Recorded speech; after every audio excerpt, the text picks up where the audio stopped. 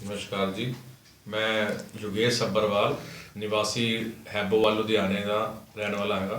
ਇਹ ਮੇਰੇ ਮਿਸਿਸ ਹੈਗੇ ਆ ਤੇ ਇਹਨਾਂ ਨੂੰ ਖਾਂਸੀ ਦੀ ਪ੍ਰੋਬਲਮ ਬਹੁਤ ਜ਼ਿਆਦਾ ਸੀਗੀ ਪਿਛਲੇ 3-4 ਮਹੀਨੇ ਤੋਂ। ਤੇ ਅਸੀਂ ਕਾਫੀ ਇਲਾਜ ਅਲੱਗ-ਅਲੱਗ ਡਾਕਟਰਾਂ ਤੋਂ, ਨਾਮੀ ਹਸਪੀਟਲ ਤੋਂ ਵੀ ਕਰਵਾਇਆ ਸੀਗਾ, ਮਗਰ ਉਹਦੇ ਨਾਲ ਇਹਨਾਂ ਨੂੰ ਕੋਈ ਫਰਕ ਨਹੀਂ ਪਿਆ। ਤੇ ਸਾਨੂੰ ਕਿਸੇ ਨੇ ਕੋਈ ਪੇਸ਼ੈਂਟ ਠੀਕ ਹੋਇਆ ਸੀਗਾ ਤਾਂ ਉਹਨਾਂ ਨੇ ਦੱਸਿਆ ਕਿ ਅਸੀਂ ਡਾਕਟਰ GS ਮਾਨ ਤਰੀਕੇ ਪਿੰਡ ਫਾਟਕਾਂ ਦੇ ਕੋਲ ਹੈਗੇ ਆ, ਤੁਸੀਂ ਉਹਨਾਂ ਕੋਲ ਜਾਓ ਤੇ ਉਹ ਤੁਹਾਨੂੰ ਇਲਾਜ ਕਰ ਦੇਣਗੇ। ਤੇ ਅਸੀਂ ਇਹਨਾਂ ਕੋਲ ਆਏ ਤਾਂ ਅਸੀਂ ਮਹੀਨੇ ਦੇ ਵਿੱਚ ਹੀ ਕਾਫੀ ਹੱਦ ਤੱਕ ਮੇਰੀ ਮਿਸਿਸ ਹੈ ਇਹ ਬਿਲਕੁਲ ਠੀਕ ਹੋ ਗਏ ਹੈਗੇ ਆ।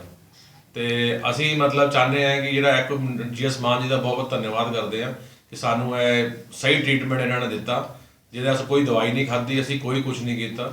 ਤੇ ਜਿਹੜੀ ਰਿਪੋਰਟਾਂ ਜਿਹੜੀਆਂ ਸੀਗੀਆਂ, ਜੇ ਅਸੀਂ ਪਹਿਲਾਂ ਚੈੱਕ ਕਰਾਇਆ ਸੀਗਾ, ਉਹ ਰਿਪੋਰਟਾਂ ਸਾਰੇ ਜਦ ਡਾਕਟਰ ਕੋਲ ਜਾਂਦੇ ਸੀਗੇ ਤੇ ਰਿਪੋਰਟਾਂ ਦਿਨ ਪਰ ਦਿਨ ਖਰਾਬ ਹੀ ਆਉਂਦੀਆਂ ਸੀਗੀਆਂ। ਤੇ ਹੁਣ ਅਸੀਂ ਕਰਾਇਆ ਹੈਗਾ 4-5 ਦਿਨ ਪਹਿਲਾਂ ਹੀ ਟੈਸਟ ਕਰਾਏ ਸਾਰੇ, ਉਹਦੇ ਸਾਰੀ ਰਿਪੋਰਟਾਂ ਸਾਡੀ ਬਿਲਕੁਲ ਠੀਕ ਆਈਆਂ ਹੈਗੀਆਂ। ਤੇ ਸਾਨੂੰ ਤਾਂ GS ਮਾਨ ਜੀ ਦਾ ਬਹੁਤ ਆਭਾਰੀ ਹਾਂ ਮੈਂ ਕਿ ਜਿਹੜੇ ਸਾਡੇ ਸਾਰੇ ਲੋਕਾਂ ਨੂੰ ਮਤਲਬ ਇੰਨੇ ਭਲਾਈ ਦਾ ਕੰਮ ਕਰਦੇ ਪਏ ਆ ਔਰ ਪੇਸ਼ੈਂਟ ਇਹਨਾਂ ਕੋਲ ਠੀਕ ਹੋ ਕੇ ਜਾ ਰਹੇ ਆ। ਅਸੀਂ ਹੁਣ ਅੱਗੇ ਜਾ ਕੇ ਦੱਸਾਂਗੇ ਇਹਨਾਂ ਦੇ ਬਾਰੇ ਕਿ ਇਹ ਮਤਲਬ ਬਹੁਤ ਵਧੀਆ ਕੰਮ ਕਰਦੇ ਪਏ ਆ ਔਰ ਬਿਨਾਂ ਦਵਾਈ ਤੋਂ ਐਕੂਪ੍ਰੈਸ਼ਰ ਦੇ ਦੁਆਰਾ ਪੇਸ਼ੈਂਟ ਨੂੰ ਇਹ ਠੀਕ ਕਰਦੇ ਪਏ ਆ। Thank you. ਇਹਨਾਂ ਨਹੀਂ ਬੋਲ Okay.